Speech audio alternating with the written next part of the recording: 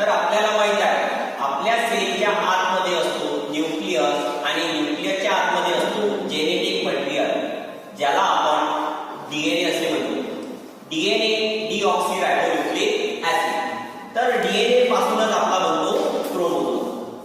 ज्यावेळेस क्रोमोझोम हा कंडेन्स होतो, क्रोमोझोम हा कंडेन्स फॉर्म ऑफ डीएनए असतो.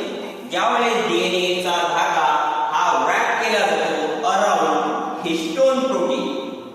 हिस्टोन प्रोटीन हा जो डीएनए चा धागा आहे हा हिस्टोन प्रोटीन वर रॅप केल्यानंतर जो डीएनए आहे तो कंडेन्स फॉर्म मध्ये जातो. कंडेन्स फॉर्म मध्ये आपला डीएनए जातो तेव्हा आपण त्याला